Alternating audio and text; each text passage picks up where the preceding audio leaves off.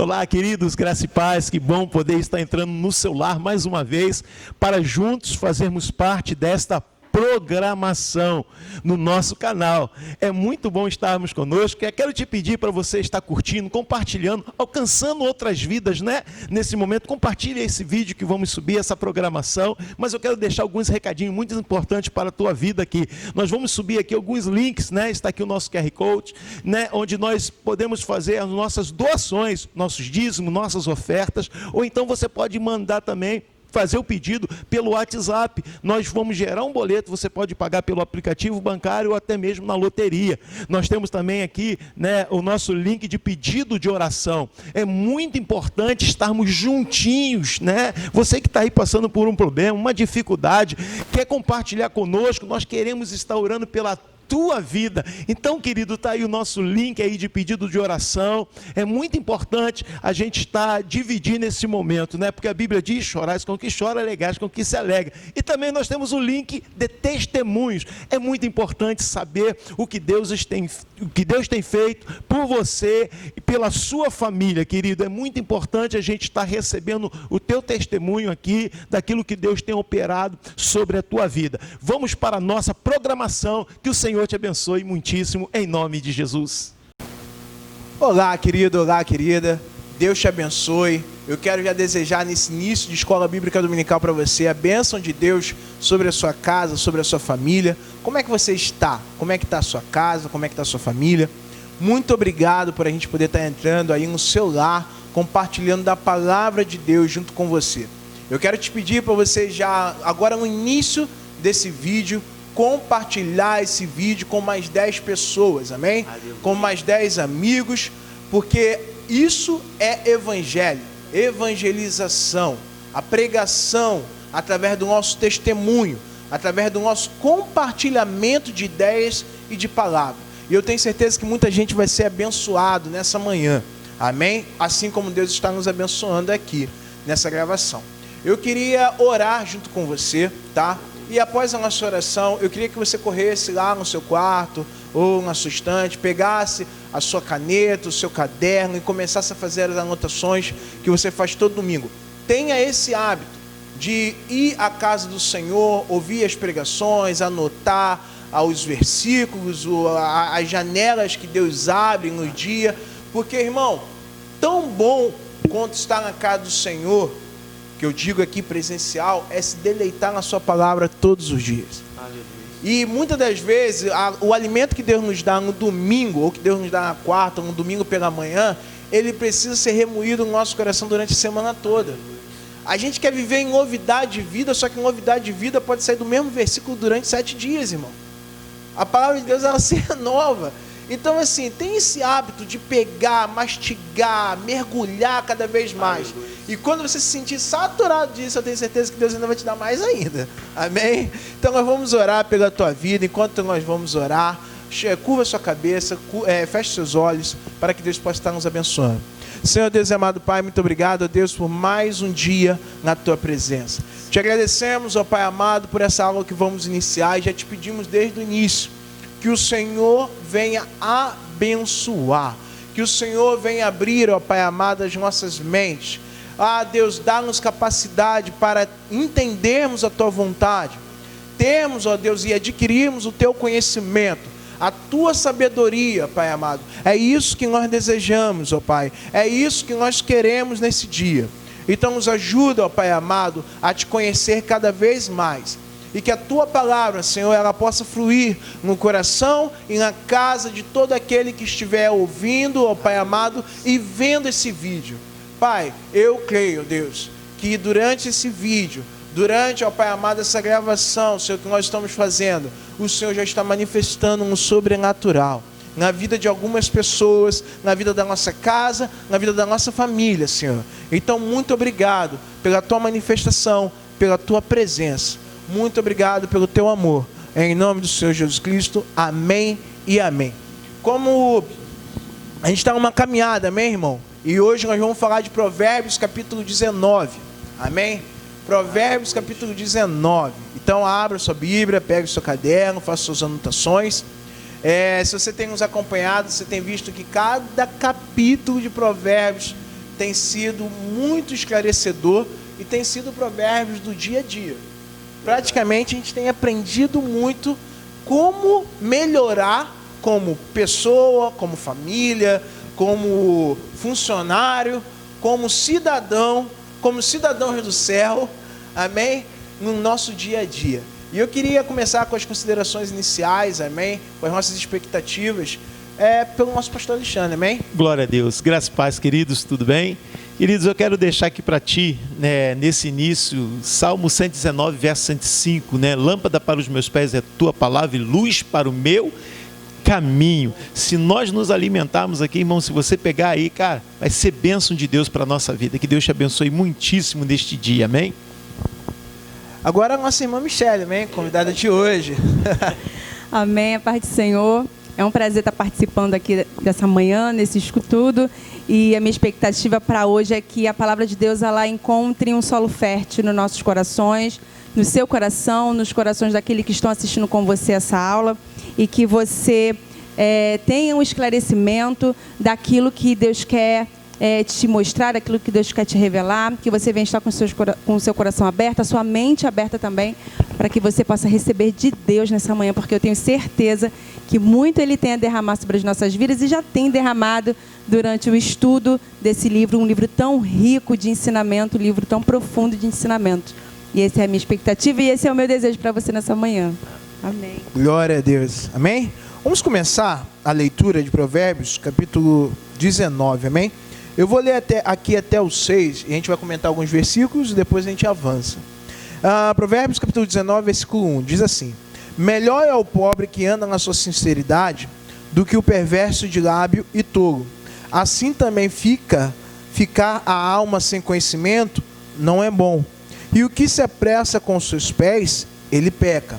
A astúcia do homem perverterá o seu caminho, e o seu coração se irará contra o Senhor. As riquezas granjeiam muitos amigos, mas ao pobre o seu próprio amigo o deixa. A falsa testemunha não ficará inocente, e o que profere mentiras não escapará. Muitos suplicam a face do príncipe, e cada um é amigo daquele que dá presente. Esses provérbios, quando eu comecei a ler, e são provérbios, como a gente tem dito, são provérbios de contradição. Ele vai te jogar uma ideia e ele vai te dar uma contra-ideia. Ele vai te dar uma primeira ideia e vai te levar a um outro caminho, um contraste. E nesse contraste, eu me apeguei muito começando Provérbios, o versículo 2, que diz: não é bom ter zelo sem conhecimento, e nem ser precipitado e perder o caminho. Isso na tradução nova. Na tradução que a gente acabou de ler assim como não é bom ficar a alma sem conhecimento, e peca aquele que se apressa com seus pés. Olha, ele começa dizendo no versículo 1, melhor é o pobre que anda na sua sinceridade do que o perverso de lábio tolo. Melhor, ele afirma, é uma afirmação. Melhor é o pobre que anda na sua sinceridade, ou que anda naquilo que ele conhece. A integridade, né? Na sua integridade. Isso é muito interessante, porque hoje tem se perdido, né? A integridade, né? A gente procura guardar, a gente vê muita aparência. Hoje o que mais fala é aparência, né? Hoje se a pessoa chega e tem uma aparência, ou ela é honrada, e muitas vezes ela não é íntegra, né? E tem sido pouco valorizado isso nos nossos dias, né? A integridade, né? E complementando, estudando sobre essa passagem, dentro dos versículos eu tentei buscar algumas palavras-chave que linkavam a esse estudo. E nesse versículo primeiro, eu vejo aqui que a comparação é algo que também vai de encontro a essa palavra, porque lá em Salmos capítulo 73, eu até deixei aqui destacado, o salmista, em algum momento, quando ele vê a riqueza do ímpio, né? Ele sente inveja daquela riqueza, ele sente inveja do lugar em que aquele ímpio ocupa. E aí ele fala ali no Salmo, né, no 73, versículo 3, pois eu tinha inveja dos nécios, quando via a prosperidade dos ímpios. E no versículo 16 e 17 do capítulo 73, ele cai em si. E aí ele fala: quando pensava em compreender isso, fiquei sobremodo perturbado, até que entrei no santuário de Deus e então entendi o fim deles. Então, a gente precisa ter esse cuidado, é o que o pastor falou. Hoje tudo é muito mais aquilo que se apresenta do que aquilo que é. E aqui, quando nesse versículo diz que melhor é o pobre que anda na sua integridade, talvez para alguns isso soe de maneira, como assim? Né? Como assim melhor o pobre? Não, não é que é melhor o pobre, mas a gente precisa ter esse cuidado do que, não da aparência em si, mas do que ele é, como o salmista fala. Enquanto ele tentou relutar contra isso, ele se sentiu perturbado. Enquanto ele tentou entender como pode a comparação, né? E hoje a mídia social, se a gente não se cuidar, a gente vive se comparando o tempo todo e desejando aquilo que muitas vezes nem está ao nosso alcance, e aí a gente acaba pecando, errando, tentando alcançar coisas que não é o tempo certo de alcançar, enfim. Sim, e Asaf, né, esse salmo, né, ele entra nessa paranoia, e isso tem sido, nos dias de hoje também, uma arma de Satanás, uma armadilha de Satanás, né? E muitas pessoas têm perdido a sua integridade para alcançar riqueza, para alcançar bem. E elas vão vendendo isso, porque a integridade está ligada a princípio. Então elas vão vendendo os seus princípios para alcançar de qualquer maneira, chegar a algum lugar de qualquer maneira, né? E o salmista, o Salomão, ele vai salientar aqui que é melhor você ter uma integridade, você ser uma pessoa íntegra, ainda que você seja pobre. Tem muito mais valor do que você ter dinheiro e perder a sua integridade. Quantos hoje, né, perderam a sua integridade, estão curtindo uma prisão, uma cadeia, uma vergonha, né? O que adianta o cara ter milhões roubado e não ter uma integridade? É muito triste. É por isso que ele vai colocar no versículo 2, que a alma sem conhecimento não é bom. Porque o que é o conhecimento? O conhecimento une que eu entendo que é integridade, eu entendo que é sinceridade junto a Deus.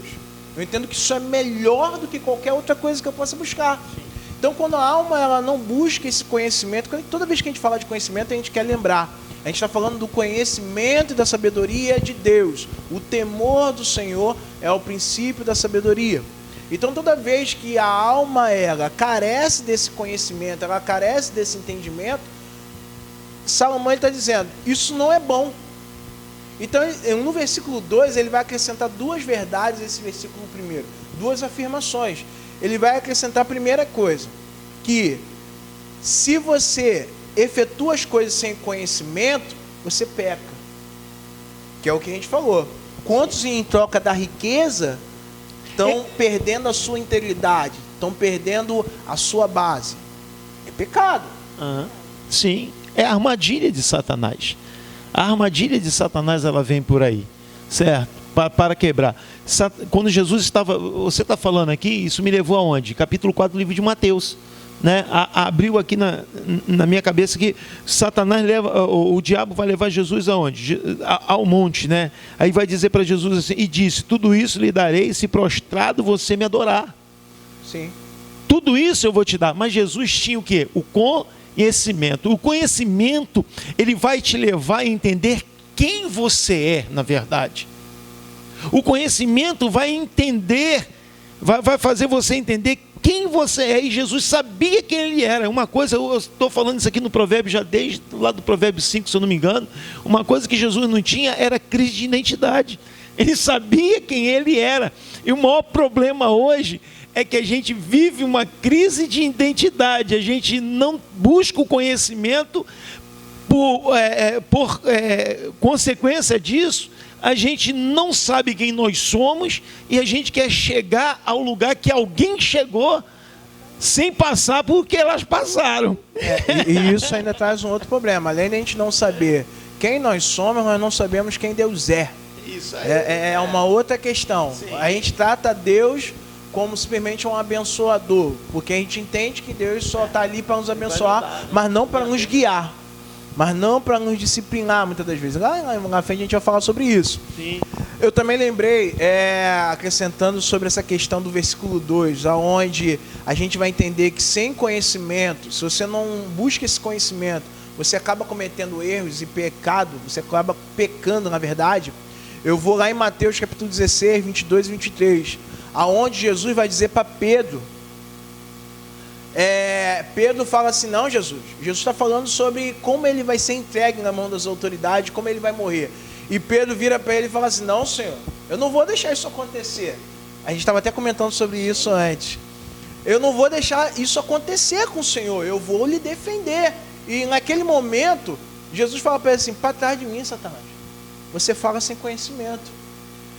Na verdade, Jesus estava querendo dizer para ele assim, cara, você ainda não conhece a verdade de Deus. Você não conhece o que realmente precisa acontecer para que a salvação ela aconteça no contexto. Eu preciso ser entregue. Eu preciso dar a minha vida. E naquele momento, Pedro ainda não conhecia essa verdade. Ele não entendia essa verdade. Então, quando a gente não entende a verdade de Deus para a nossa vida, a gente acaba caindo no erro, no pecado. De ir atrás daquilo que a gente não necessita, de buscar aquilo que a gente não necessita, de viver sonhos que não são Deus que sonhou para a gente, e a gente se machuca por causa disso. A gente só consegue conhecer quem nós somos quando nós buscamos conhecer quem Ele é. Por quê? Porque isso vai nos levar aonde? À origem, ao Criador. Quando a gente entende quem Ele é, nós vamos passar a conhecer quem nós somos. É algo natural.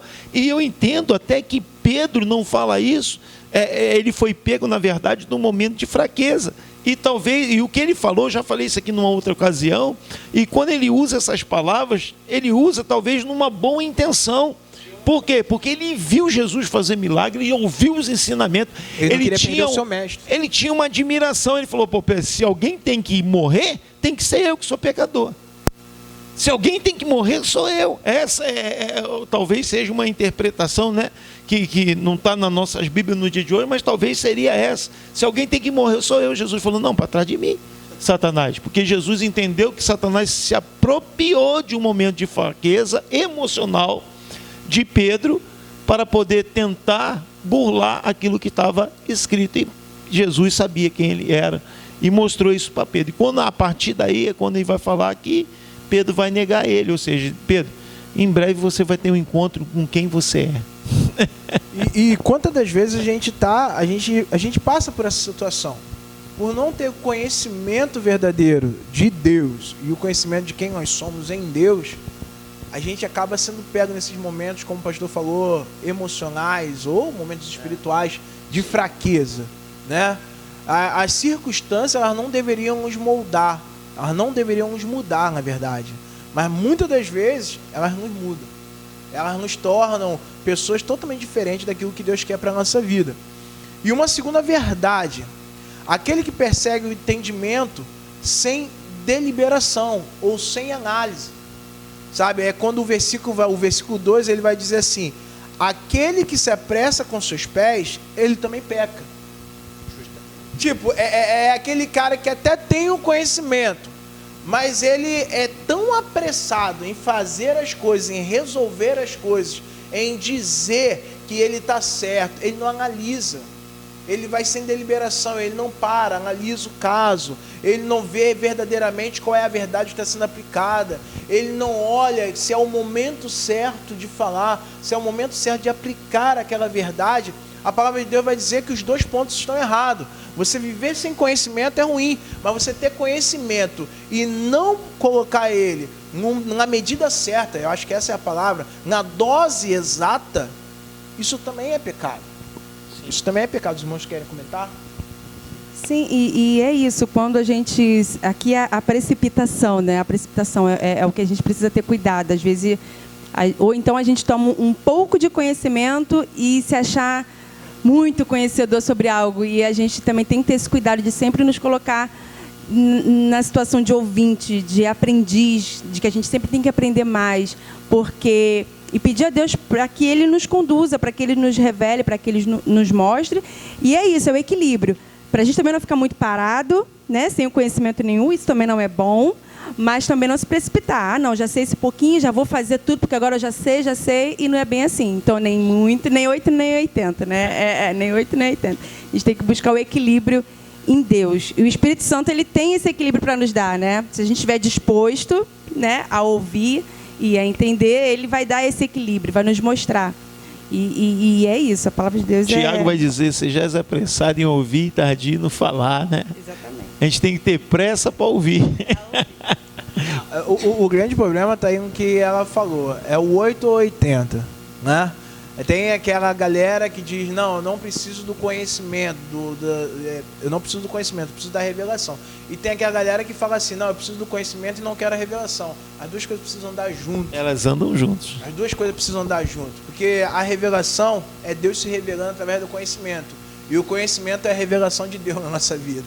Ou então é até aquela situação, as pessoas às vezes estão num lugar em que elas acham que elas deveriam estar num lugar além, mas não querem talvez pagar o preço, né? O que a gente está falando aqui, as pessoas elas precisam buscar esse conhecimento, porque às vezes as pessoas estão tão ansiosas em chegar em algum lugar que acha que qualquer coisinha vai fazer ela chegar lá, e acabam sendo pessoas com conhecimentos superficiais, né? Chegam e aí começa, né, a questão de trazer a confusão, de trazer ideias que não condiz e fugir ali do que de fato a palavra de Deus traz e trazer a palavra de Deus para dentro daquilo que eu vivo, porque não, eu aprendi isso, mas não busca se aprofundar e tenta adequar aquilo que vê no primeiro momento para aquilo que ela vive e toma aquilo como verdade e se precipita e se apressa e tem um fim de frustração, porque acha que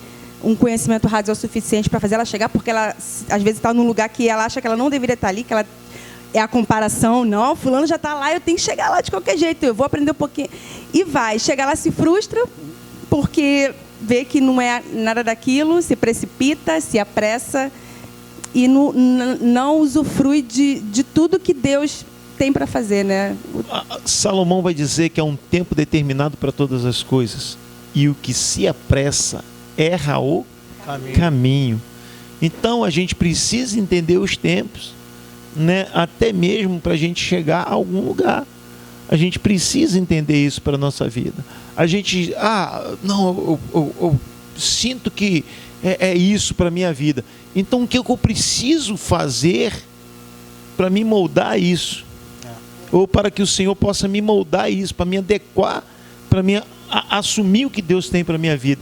E é esse que é o processo. Muitas vezes a gente não quer, porque o processo é doloroso, né? Porque o processo de Deus, ele não age no externo, ele age em nós primeiro, é no interno. Deus desconstrói em nós para construir o que Ele quer. E aí esse processo é doloroso, e muitas vezes a gente não quer passar por esse processo. Então a gente prefere viver pelo processo externo. Então você olha para mim e fala, não, realmente tu tem capacidade para fazer isso aqui. Por quê? Porque eu te passo uma impressão daquilo que eu não sou. Essa é a grande verdade. E não me preparei para aquilo. E aí a gente vê, lá na frente a gente vai falar de uma coisa aqui, que eu já salientei na vez passada, que foi a questão de não ser parcial, né?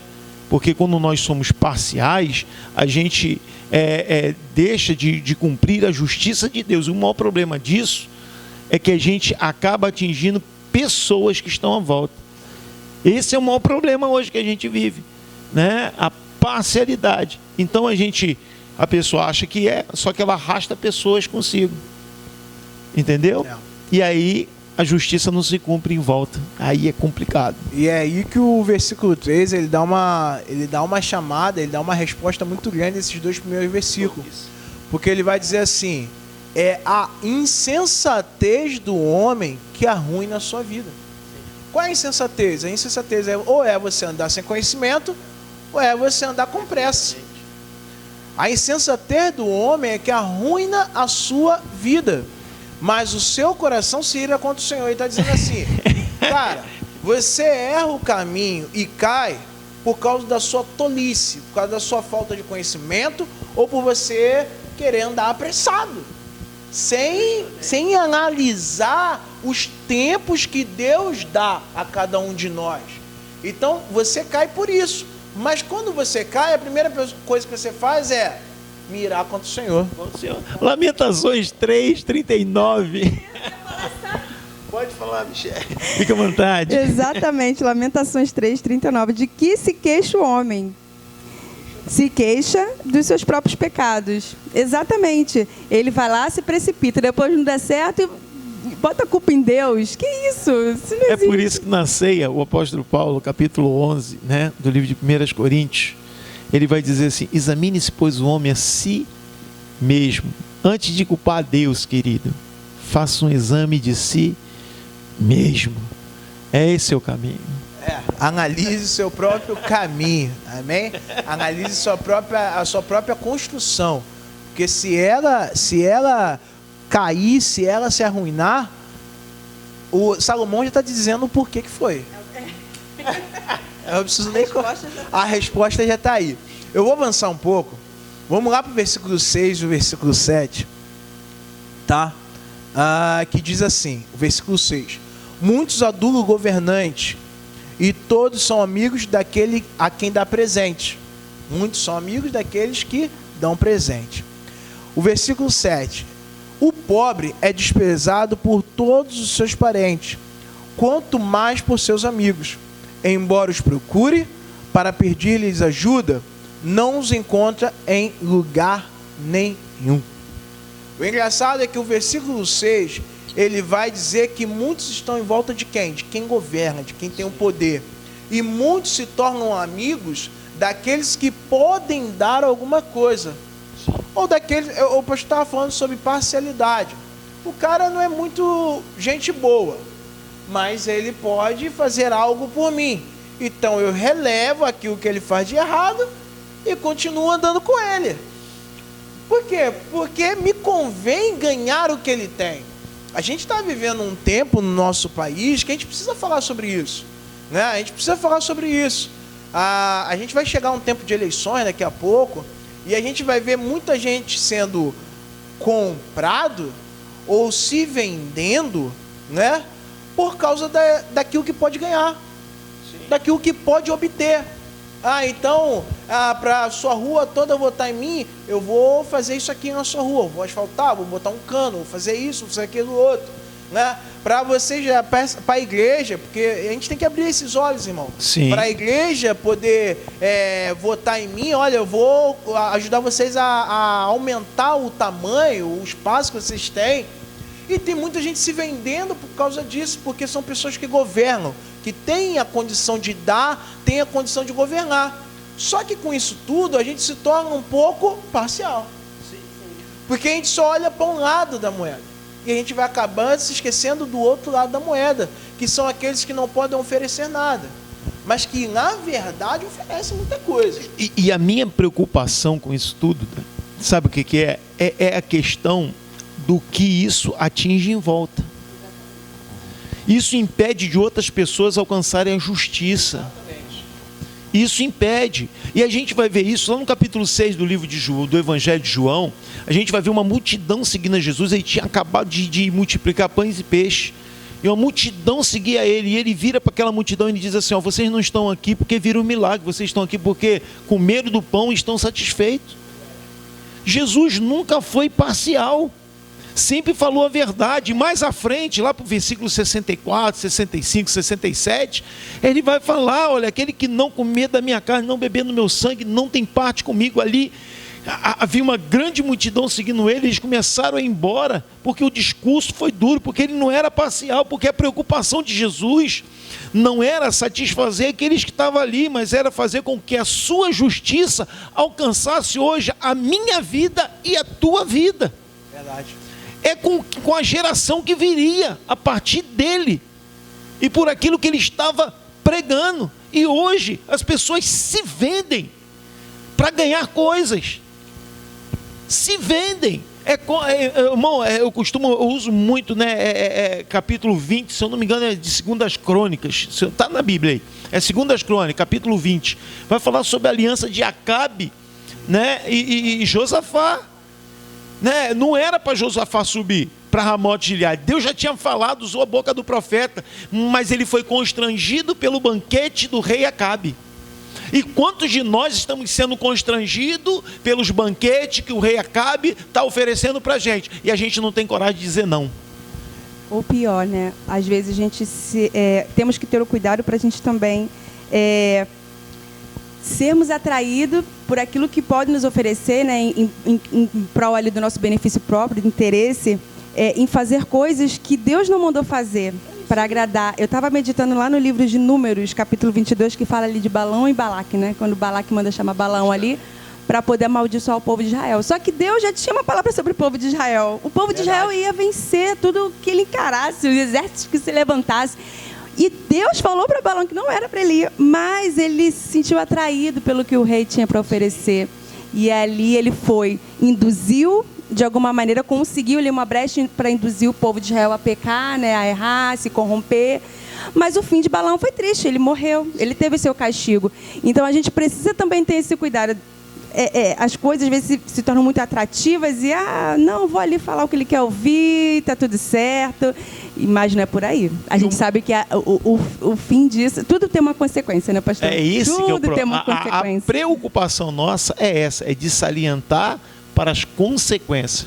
E isso atinge as gerações que vêm. Sim. E a gente precisa entender essa colocação, porque logo no versículo 7 ele vai dizer que o pobre é totalmente desprezado, tanto pelos seus amigos quanto pelos seus parentes. Por que isso? Por que Salomão coloca esses dois versículos logo um em seguida do outro? Porque a amizade deveria ser baseado, irmão, naquilo que Provérbios capítulo 17 diz, que em todo o tempo você ama um amigo, e na hora da angústia nasce o quê? Nasce um irmão. Então, na verdade, a amizade ela não deveria ser baseada na troca. Na verdade, eu não vou falar sobre amizade, eu vou falar sobre a aliança. Mas as alianças não deveriam ser baseadas na questão da troca. Sabe? Eu troco o que você tem para trocar comigo, então fazemos uma aliança. Mas ela deveria ser baseada, eu acho que na aula, algumas 2, 3 aulas atrás, a gente falou sobre isso. Ela deveria ser baseada na fidelidade. Na fidelidade, na aula passada nós falamos sobre isso, passada, eu até salientei a amizade de Jonatas com Davi. Perdurou até depois da geração. A geração. Então, ela deveria ser baseada na fidelidade. Então, por exemplo, eu não posso ser amigo do pastor Alexandre, ou amigo da Michele, simplesmente porque eles têm algo a me dar, ou porque eles governam sobre um lugar, ou porque eles têm o poder sobre algum lugar. Cuidado, irmão. Cuidado se alguém se aproxima de você porque você governa, porque você tem poder sobre algum lugar, ou porque você pode dar àquela pessoa alguma coisa. Irmão, essa pessoa não é sua amiga. Ela não tem uma aliança com você, ela tem uma aliança com aquilo que você possui. E quando você não possuir mais, essa aliança vai ser quebrada. E quando você quiser procurar a ajuda dela, você vai cair nesse versículo 7. Você vai ficar correndo atrás dela com palavras, e você só vai obter dela palavras. Você só vai obter dela, assim, aquele velho sentido. Beleza, nós vamos te ajudar, nós vamos te socorrer. E só vai ficar nisso. Porque você não tem mais nada a oferecer para ela. Então, a gente precisa salientar isso, porque a gente vive um tempo assim hoje. Sim. E, infelizmente, a gente vive um tempo assim, a gente está falando para a igreja. A gente está falando para a nossa igreja, a gente está falando para outros irmãos que estão nos ouvindo. A gente também vive um tempo desse dentro das nossas casas espirituais, irmão. E a gente precisa abrir os nossos olhos, porque da forma que a gente se comporta, hoje, a gente está construindo uma igreja. E essa igreja vai gerar filhos. Então, correr após ele com palavras. O pobre, ele suplica, mas de nada adianta. Esse versículo, como eu já falei, é um contraste com o versículo 6. O pobre não tem nada para ofertar, a não ser a sua palavra, a sua súplica, que não adianta de nada. Amém? E aí eu vou avançar mais um pouco. Os irmãos têm outro versículo para poder colocar? Eu vou ao 10 agora. Versículo 10. Diz assim: não fica bem o tolo viver no luxo, quanto pior é o servo dominar sobre os príncipes. Na tradução mais antiga um pouco: ao tolo não é certo gozar dos deleites, quanto menos ao servo dominar sobre os príncipes. Eu acho esse versículo ele muito interessante, porque o que é o tolo? Por que o tolo não pode viver sob o luxo? Eu fiz essa pergunta para mim várias vezes. Por que Salomão, por que ele está escrevendo, ele está dizendo assim, não é bom que o tolo viva sobre o luxo? Eu queria que os irmãos começassem, para depois eu ir. Ah, entendi. Não, é porque se eu colocar, talvez eu possa... Sim, não. Eu vou colocar o que é um versículo que eu saliento. Eu vejo que isso está muito ligado à mentalidade. Isso está muito ligado aqui à mente. Né?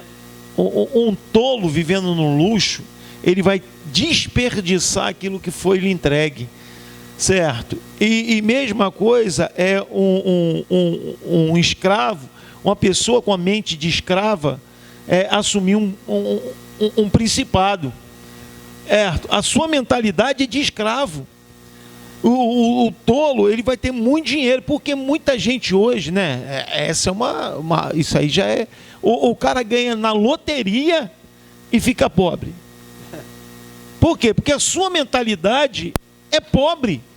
Verdade. A sua mente é pobre. E isso, quando Salomão salienta isso abriu em mim aqui, quando eu estava estudando, né, que isso está muito ligado à mentalidade. Você pode dar muita riqueza para o tolo, mas ele vai perder rápido, porque ele não vai saber administrar aquilo. E você pode dar um trono para um escravo, que ele vai reinar como escravo, e não como um príncipe. E aí a gente sabe que a consequência vai onde? Vai em cima do povo. Verdade. Exatamente, não vai atingir só ele, né? A má gestão dele sobre aquilo que ele vai ter não vai interferir, não vai afetar só a vida dele, vai afetar a vida de todos. E aí eu vou completar um pouco o que o pastor colocou, que a Michele colocou. Por quê? Uma vara ou a punição é mais adequada para o tolo do que o prazer? É uma pergunta. Porque a prosperidade, ela corrompe até os sábios. E ela enlouquece ainda mais o tolo. Sim. E não dá a ele a oportunidade de descobrir que a sua loucura está fazendo mal a si e aos outros. Sim. Então, enquanto ele, na sua loucura, ele está ali gozando do bem, do bom, irmão, ele nunca vai refletir sobre aquilo que ele está fazendo de errado.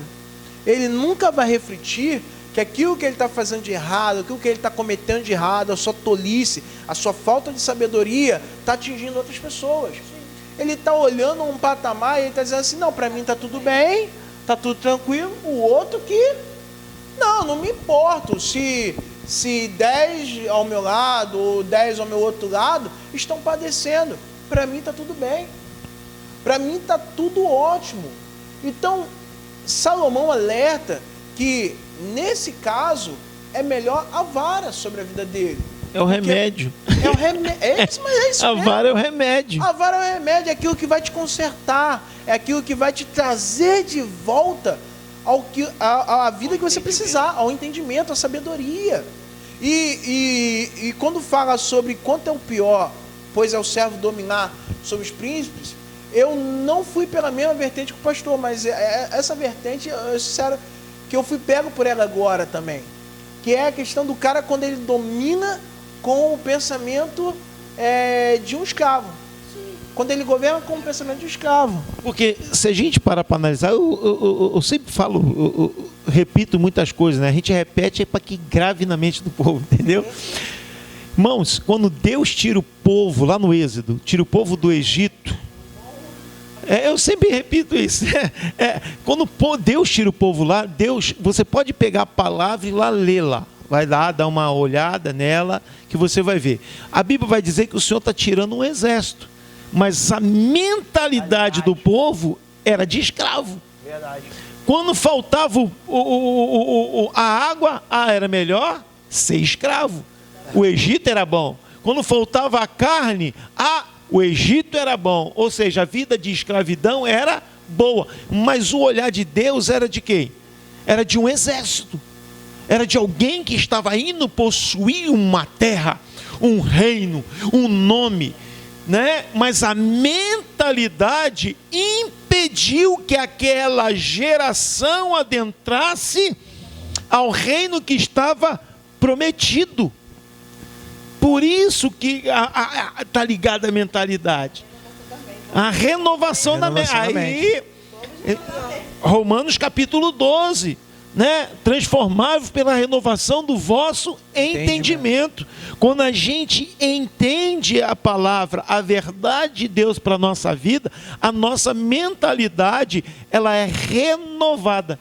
E aquele pensamento de escravo, ele precisa ser jogado por terra, porque Deus nos chamou para sermos filhos. Eu sei que quando eu falo isso, ofende algumas pessoas que não têm mentalidade de filho, têm mentalidade de escravo, né? Mas eu entendo assim, né, irmãos, que Deus nos chamou para sermos filhos e não escravos. E quando a gente entende isso, a gente vai entender que existe um pai, o pai corrige, o pai nos orienta, o pai nos posiciona para onde ele quer nos levar. E eu quero completar, porque o que eu tinha, sabe, aprendido e ali visto, eu vejo que hoje é um complemento daquilo que o pastor colocou, porque eu coloquei nessa segunda parte que não é bom que um príncipe, seja um príncipe domine, ou um servo, ou um escravo domine sobre o governante. Eu escrevi assim, na segunda parte do versículo, podemos entender que o rei que se entrega nas mãos dos seus próprios ministros, perde o seu caráter, e não pode ser respeitado pelos seus súditos. Mas quando a gente abre aqui, o pastor abriu essa janela, abriu essa chave pra gente aqui, o porquê que o cara, ele deixa as outras pessoas o comandarem, ele não toma responsabilidade? Por isso, porque ele não tem o pensamento de quem governa, ele não tem o pensamento de quem lidera, ele tem um pensamento de escravo. E isso a gente pode trazer para tudo na nossa vida, irmão. Sim. Isso a gente pode trazer para tudo na nossa vida, desde a vida espiritual até a nossa vida profissional. Tem muita gente hoje que ela não consegue, ela só sabe reclamar. Ela fala assim, por que isso? Por que acontece na vida do outro? Por que acontece na vida do ciclano? Por que o meu chefe ganha tanto e eu ganho tão pouco? Essa coisa toda. Mas você precisa começar a mudar aqui, irmão. Porque quando você começa a mudar a tua mentalidade, você começa a usufruir melhor das possibilidades.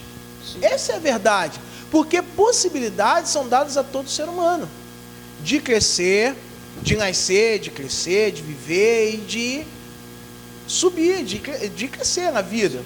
Mas por que às vezes a gente não aproveita? Por causa simplesmente da mentalidade que a gente tem. Aquela mentalidade mesquinha, aquela mentalidade de escravo. Que diz assim, não, é melhor ficar com esse pouquinho aqui do que eu guerrear por aquele monte. Sim. Amém?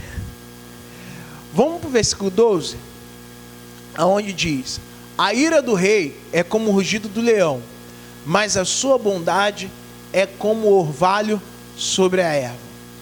Eu comparo que a ira pode ser colocada como algo que deve ser levada com muito temor, pois ela retrata a não concordância de um rei sobre determinado fato.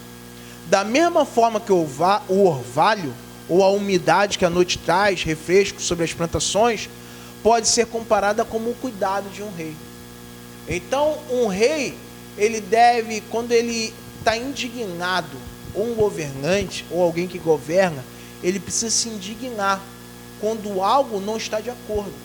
Isso eu levo muito para a questão de você não ser passivo às questões que estão ao seu redor.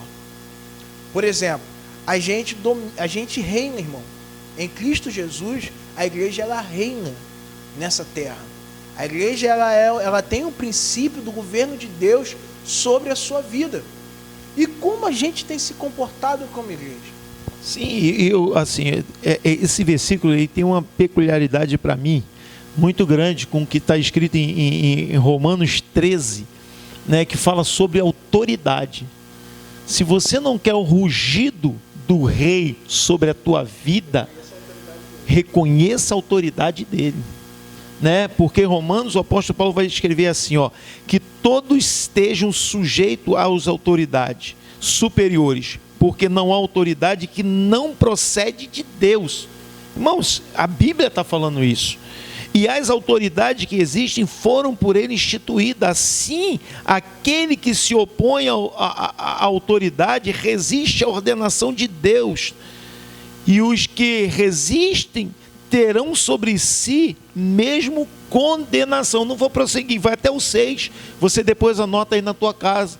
Então, e mais embaixo você vai ver, se você quer ter louvor sobre a tua vida, se você quer ter o orvalho da autoridade sobre a tua vida, Do cuidado o sobre a tua cuidado vida. do rei sobre a tua vida, obedeça. Você tem honra. Honra a autoridade. O maior problema hoje é que muita gente reclama do rugido como um leão, da braveza da autoridade, porque não querem cumprir as suas funções ou as suas missões.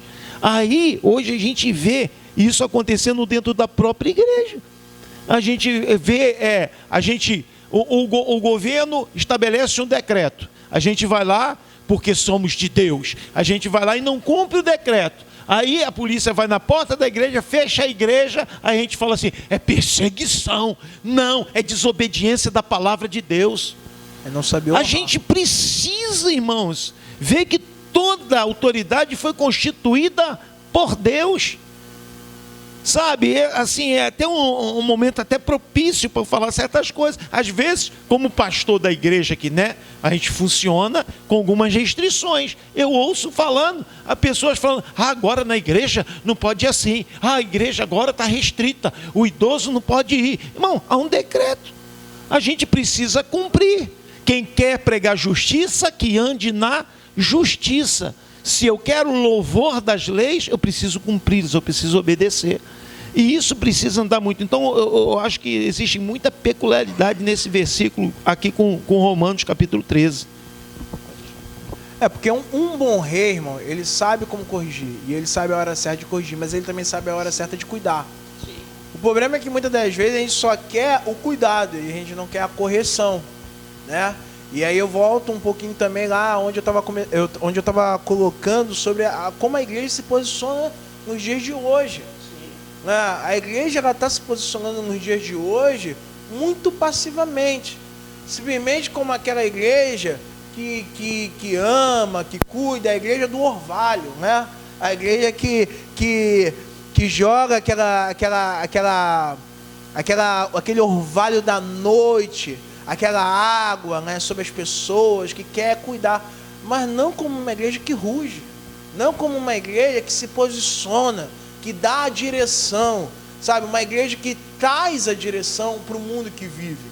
Ah, Daniel, mas esse mundo já é do maligno, mas a palavra do Senhor diz que a gente precisa pregar a tempo e a fora de tempo, e nós precisamos fazer discípulos. A gente sabe, a gente entende que talvez o mundo inteiro não será salvo, mas a gente não sabe quem vai ser salvo. Nós não trabalhamos com a questão das eleições. Não é assim. Eu não sei. Eu preciso pregar, eu preciso discipular, eu preciso amar. Em todo tempo eu preciso dar direção, eu preciso dar correção. Não é porque eu vejo meu filho, a gente vai entrar lá na frente, a gente vai falar sobre isso, mas não é porque eu vejo meu filho errando 1, 2, 3 vezes que eu vou parar de falar com ele, que eu vou parar de corrigi-lo. Eu quero o melhor para ele. Ou você vai parar e vai dizer assim, não, já fez 3 vezes, deixa eu fazer de novo a 4ª e vai embora. Não é assim que a gente vive. Quer comentar alguma coisa, Michele?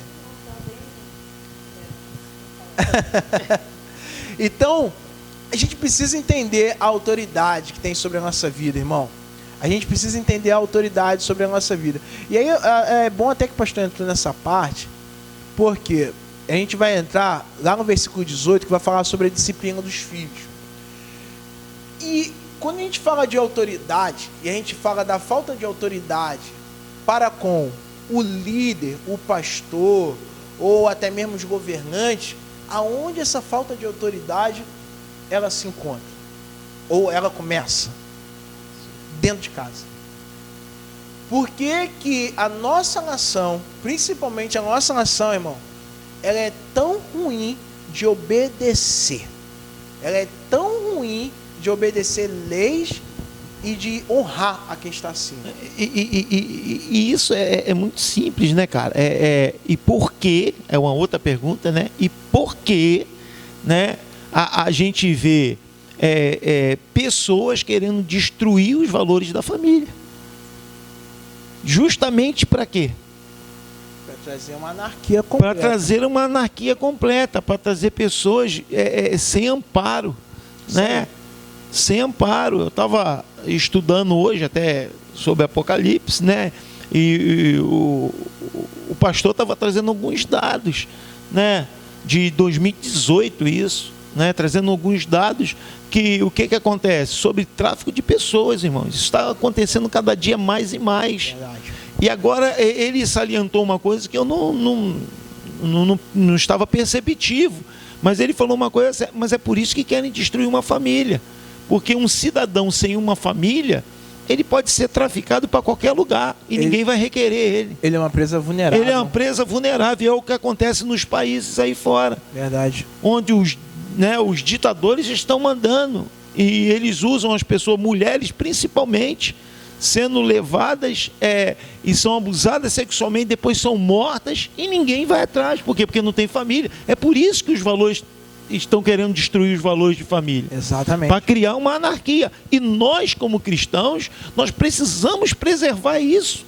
O maior problema é que a gente, de alguma maneira, a gente vai se enveredando por esse caminho. Por esse caminho. E não se percebe, irmãos, o que nós temos de maior valor na nossa vida não é o nosso trabalho. O que nós temos de valor não é a posição que nós ocupamos dentro da igreja. O que nós temos de maior valor é a nossa casa, a nossa família, os nossos filhos. Gaste tempo dentro da tua casa. Gaste tempo cuidando daquilo que Deus te deu. Gaste tempo orientando os teus filhos. Porque é isso que Deus quer para a nossa vida. E só para complementar essa questão de tudo que tem nos últimos dias que a gente tem ouvido contra a família. E também a gente, às vezes eu paro para pensar, será também que é porque nós, né, quem é a favor da família não se manteve também muito calado?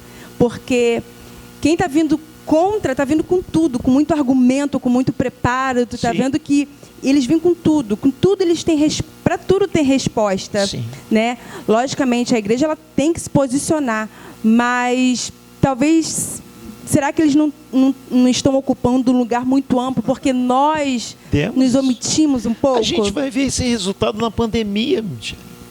A pandemia, quantos pais aí estavam preocupados dentro? Não, nós temos que orar, nós temos que buscar, porque estão querendo agora implantar a ideologia de gênero na igreja. Os filhos estão em casa, os pais estão desesperados, sem saber o que fazer.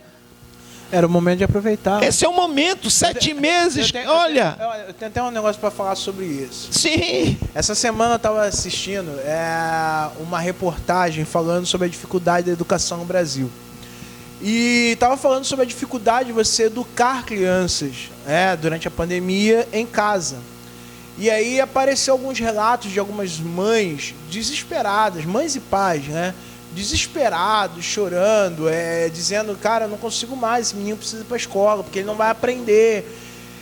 E algumas coisas, eu não vou citar todas que eu pensei, mas algumas coisas me abriram algumas chaves.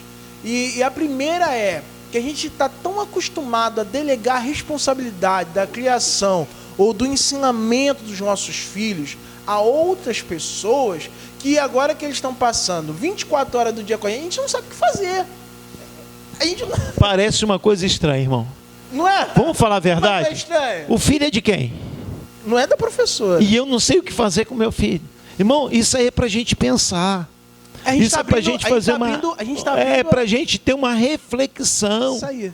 Sabe? De falar assim, cara, se eu não sei o que fazer, é que em algum momento eu abri mão. Eu me perdi em algum momento. Então eu tenho que voltar. E o ser humano, ele precisa entender que o arrependimento é o caminho para a vitória. E não se desesperar. É isso aí. Porque eu tenho um pré-adolescente em casa, né? E eu estou vivendo isso que está sendo falado aqui. Não é fácil, porque, imagine, todos nós tínhamos uma rotina bem diferente, né? E agora se vê todo mundo dentro de casa sendo forçado a criar uma rotina, né? A criar ali limites, a impor limites. E não é fácil para os pais, não é fácil para a criança, mas não é impossível. Então vai muito da questão de persistir, uma hora vai. E não se omita, é como a palavra aqui, né, diz, né?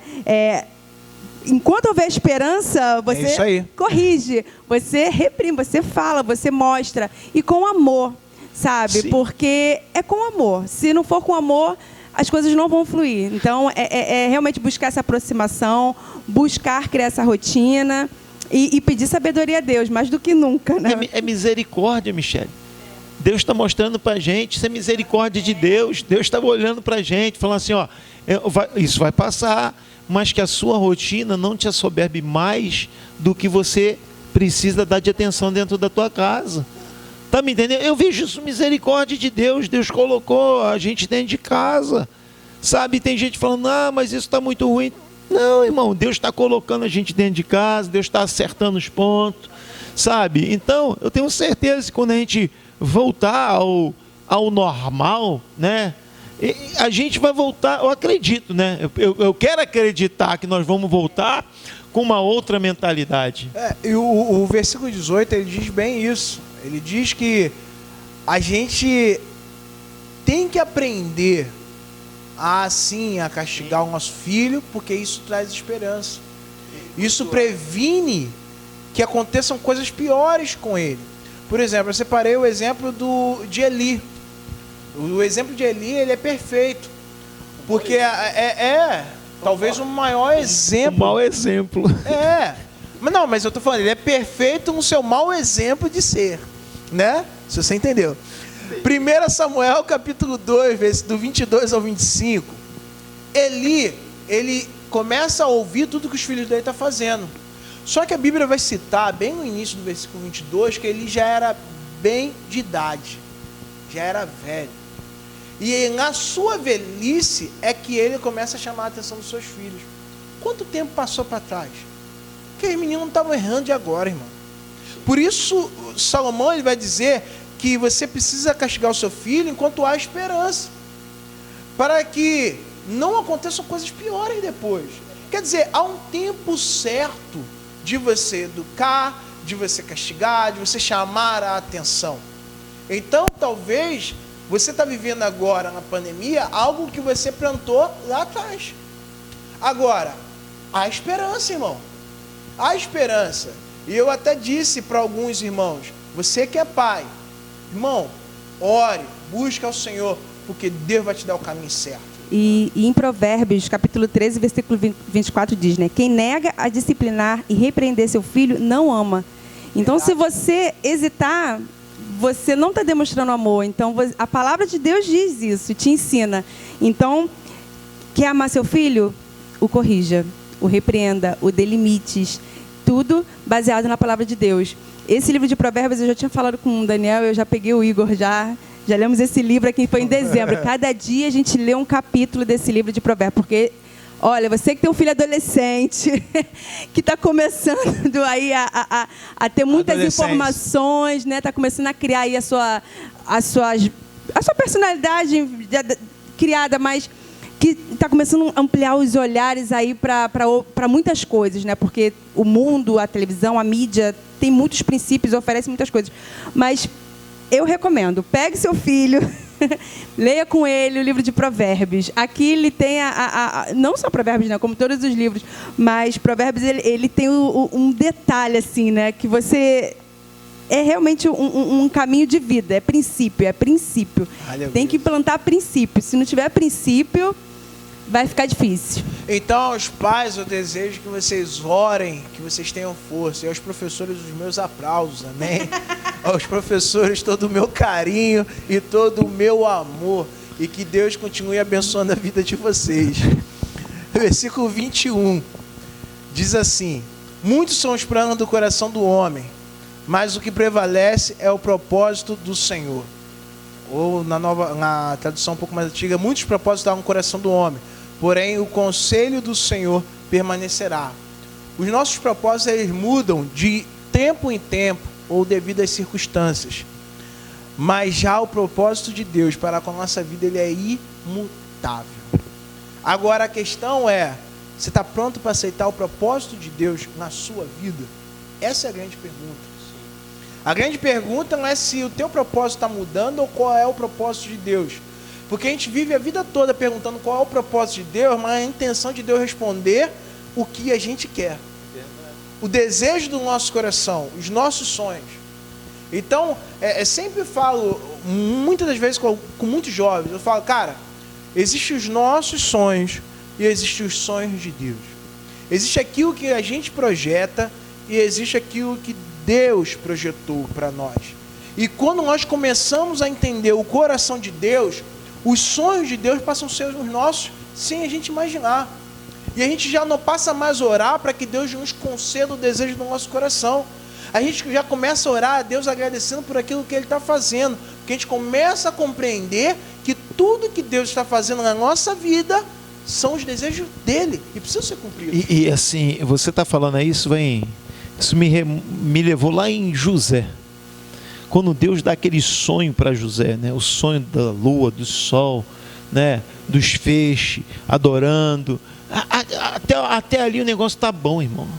O negócio é quando ele entende tudo isso em meio às provas que ele passa. Está me entendendo? O problema não é você sonhar. O problema não é você ter objetivos. O problema é você se preparar para enfrentar as adversidades, para que os sonhos e os projetos de Deus se cumpram na tua vida. Que muitas vezes a gente foge deles. Entendeu? Então, aí é que a gente tem que ir. As pessoas querem fugir. Porque na verdade, Deus ele quer realizar os propósitos dele na nossa vida. Mas os propósitos de Deus, eles passam por uma mudança em nós. Deus precisa nos preparar para aquilo, né? Aí a gente vai entrar lá. Deus não vai dar um reinado para quem tem uma mentalidade de escravo. É verdade. Então Deus tem que trabalhar o nosso emocional. Deus não vai dar uma família para um menino. Para uma criança, nunca vai fazer isso. Então Deus tem que trabalhar, tem que forjar em mim. Eu tenho que sentir a dor. Eu tenho que sentir o peso do que é. Para quê? Para que eu valorize aquilo que Ele vai me entregar. Porque hoje o cara que muitas vezes o cara nasce aí numa questão de uma família, de uma situação financeira legal, coisa e tal. Os pais morrem, o cara joga tudo a perder. O cara nunca trabalhou, nunca foi preparado, nunca botou o cara para fazer nada. Ele não dá valor. Então ele não valoriza aquilo que tem. Então Deus ele nos ensina a valorizá-lo em nossa vida, para que a gente possa usufruir daquilo que Ele tem. Deus tem problema em dar dinheiro para a gente, irmãos? Não. Deus tem problema em dar riqueza para a gente? Não. Mas Deus ele quer saber aonde é que nós vamos gastar aquilo que Ele vai dar para a gente. Esse que é o problema. Se Deus me der dinheiro hoje, muito dinheiro hoje, é para quê? Para mim investir nos propósitos que Ele tem? Ou é para mim pegar e ir para um canto e ficar lá reposando, só usufruindo daquilo ali? E agora, quando acabar o dinheiro de novo, eu vou buscar em Deus. E a palavra de Deus diz que nós devemos consagrar ao Senhor, né? Consagre ao Senhor tudo que você faz. E aí sim, os seus planos serão bem-sucedidos. Porque quando a gente consagra, a gente descobre o que de fato Deus quer pra gente. Né? Quando nós estamos nos consagrando aquilo que a gente quer, quando a gente apresenta para Deus, se aquilo que a gente quer não é o que Deus quer para a gente, no momento que a gente está consagrando aquilo, Deus vai nos mostrar. No momento que a gente está buscando aquilo, Deus vai trazer o que Ele de fato quer e a gente vai aceitar. E aí a gente vai passar a sonhar e a desejar os planos dEle para nós. Outro dia eu estava falando com os irmãos aqui, eu acho que foi até com o Daniel, que o pastor Adir, eu estava falando, o exercício da fé, irmão, não é a certeza que nós vamos receber em si. Eu não estou sendo contrário ao que está escrito em Hebreus 11:1, não. O exercício da fé nos leva a entender o que Deus tem para nós. Verdade. Esse é o exercício da fé. Quando você exercita a tua fé em prol de alguma coisa, Deus vai te levar a entender se realmente Ele quer dar ou não quer dar. Então Ele vai preparar a tua estrutura para o sim e para o não. Entendeu? E o maior problema é esse, é que a gente quer exercitar ou a gente acha que está exercitando uma fé só para receber o sim de Deus. E muitas vezes vem o não. A Michelle colocou, porque a gente precisa primeiramente consagrar. E consagração requer sacrifício. Sacrifício, abnegação, obediência. Então, na maioria das vezes, a gente não quer abnegar da nossa vida. A gente quer receber do jeito que a gente está. E Deus, como Pai, Ele sabe o que é melhor para cada um de nós. E deixa eu até ir um pouco mais além, irmão. Deixa eu até mais um pouco mais além. Eu sou um cara que eu fico muito mais feliz com os não de Deus na minha vida do que com os sim. Deixa eu te explicar o porquê. Não é porque eu gosto de sofrer, ninguém não é isso. Mas é porque na maioria das vezes, quando Deus me dá um não, eu consigo ouvir esse não do Senhor, eu consigo ver o cuidado e o carinho de Deus. É dessa forma que a gente precisa enxergar o sim e o não de Deus, como cuidado e como carinho. Então, quando eu não alcanço aquilo que eu desejava, eu entendo que Deus não desejava, eu retorno, é o que o pastor falou, o arrependimento leva à salvação. Eu retorno à minha base principal e eu volto ao meu Senhor e digo, Senhor, eu entendi o teu propósito. Para onde a gente vai seguir? Agora, a grande questão é que hoje a gente está numa sociedade tão embutida pela vitória. Você vê, lá fora a gente tem os coaches, né? Porque você vai mudar, porque a sua vida vai girar, porque em 7 dias eu vou te fazer descobrir. Descobre nada, irmão. Descobre nada, só vai gastar o seu dinheiro. E dentro da igreja a gente tem a teologia do quê? Da prosperidade, do positivismo. Não, porque a bênção de Deus, ela precisa te acompanhar. Mas ela nos acompanha quando a gente sacrifica. Quando a gente tem obediência. Quando a gente honra. Irmão, é princípio. Honra é princípio. Obediência é princípio. Sabe? Então a gente precisa entender isso. Para que a gente não ande, irmão, por aí, angustiado por coisas que não vêm de Deus. E aí, pode falar, Michele. E isso também implica na questão do sair da zona do conforto, né? Porque o conforto é você ouvir o sim e você ter os seus desejos atendidos. E o receber o não, ele também vai te ensinar a lidar com os seus sentimentos, a lidar com as suas emoções. E aí que também é um problema. Quando você começa a olhar para dentro, para aquilo que você sente, diante de uma resposta negativa, é aí que, de fato, você demonstra se você realmente está confiando naquilo que você lê, naquilo que você busca ou não, porque Deus, ele só prova aquele que ama, né? Vamos partir desse princípio. Então, quando a gente é provado diante de uma situação em que a gente não é atendido, Deus também está te ensinando, Deus também está te mostrando alguma coisa sobre isso aí. Ele está te fazendo sair dessa zona de conforto aí do sempre vai dar tudo certo. Deus, ele tem poder para fazer todas as coisas, fato, ele pode fazer tudo. Mas tem coisas que Deus permite para que o nosso interior seja tratado, os nossos sentimentos sejam tratados, sabe? Às vezes a gente tem essa questão do aquele filho mimado, né? Quer tudo, não quero, eu quero. Se eu não quero, não.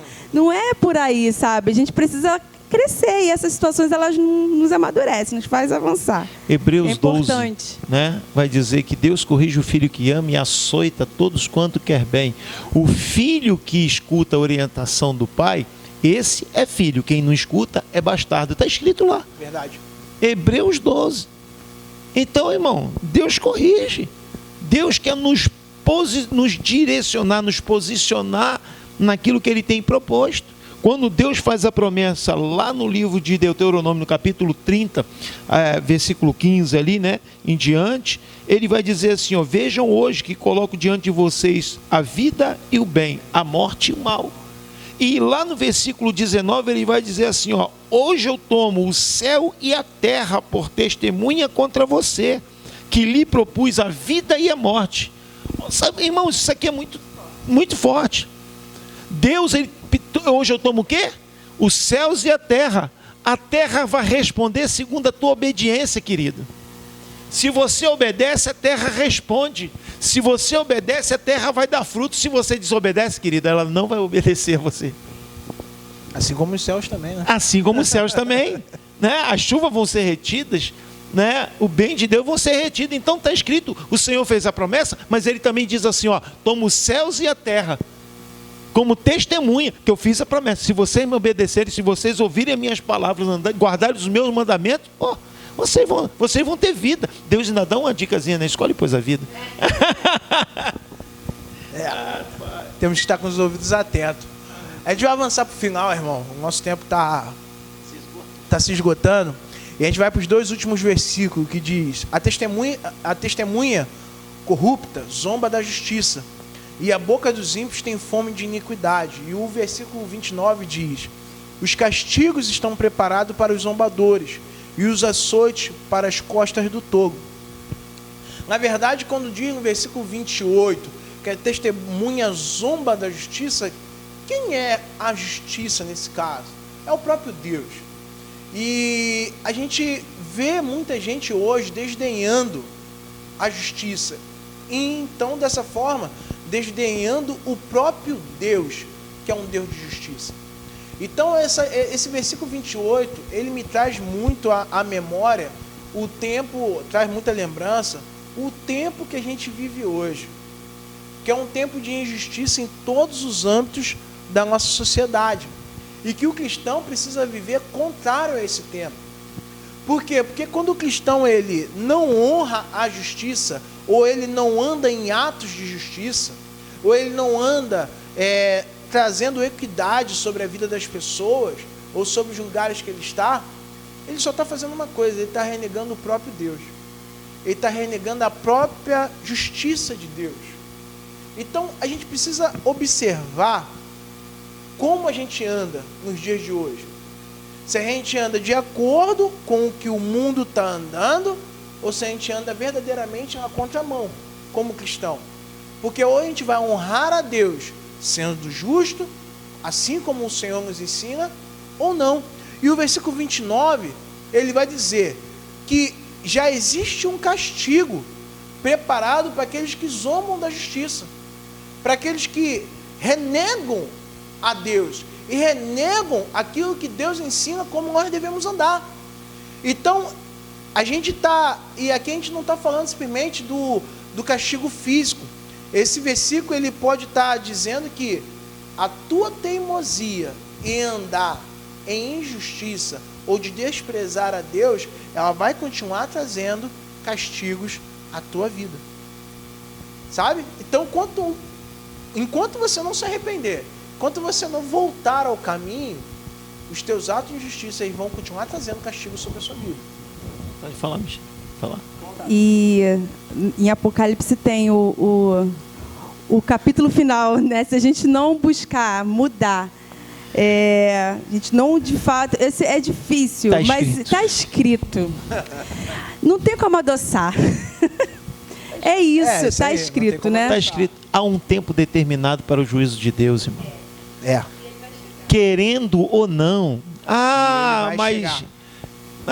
Mas eu não... Irmão, há um tempo determinado, né? Já que a gente está caminhando para o final, eu quero deixar até como minha consideração final aqui, né? Foi tema de uma pregação minha aqui na igreja, Apocalipse capítulo 1, versículo 3. Bem-aventurado aquele que lê, e os que ouvem, e aqueles que ouvem a palavra da profecia e guardam as coisas nela escritas, pois o tempo está próximo. Queridos, nós não queremos trazer pavor a ninguém, mas há um tempo determinado. A Bíblia diz que João olhou e viu um livro com 7 selos, e não havia ninguém que poderia abrir aquele livro, até que o cordeiro, aquele que tinha aspecto foi morto, mas ressuscitou, que tinha 7 olhos e 7 chifres, todo o poder foi dado a ele. Ele tomou o livro daquele que estava assentado ao trono e abriu o livro. Quando o cordeiro representa Jesus, querido, e quando ele toma o livro na sua mão e começa a abrir os selos, sabe o que ele está dizendo para mim e para você? Que ele tem um controle de todas as coisas, e o juízo um dia vai chegar. Que Deus te abençoe em nome de Jesus. Michel, sua consideração. Só para completar aqui, lá no livro de Tiago, capítulo 1, versículo 22, diz assim: tornai-vos, pois, praticantes da palavra, e não somente ouvintes, enganando-vos a vós mesmo, porque se alguém é ouvinte da palavra e não praticante, assemelha-se ao homem que contempla no espelho o seu rosto natural, pois assim mesmo se contempla e se retira, e para logo se esquece de como era a sua aparência. Mas aquele que considera atentamente na lei perfeita, lei da liberdade, e nela persevera,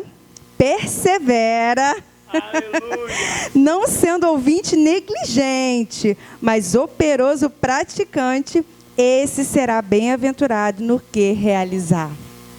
Está escrito, irmão. Está escrito. Você está tendo a oportunidade, nós estamos tendo a oportunidade de ter o esclarecimento, de aprender, mas que isso não fique só dentro, mas que isso se externize, que você pratique, pelo menos tente, se esforce, porque Deus ele vai te ajudar. Persevera, não desiste, persevera, porque Deus vai te abençoar. E dessa forma a gente fecha a nossa escola dominical, amém? Nesse dia, querendo já desde já te agradecer por mais essa oportunidade. E irmão, durante esse tempo aí, todo dia que a gente tem vivido, durante esse mundo, de tudo que você deve aguardar, guarde o teu coração, amém? E que Deus te abençoe em nome de Jesus. Aleluia.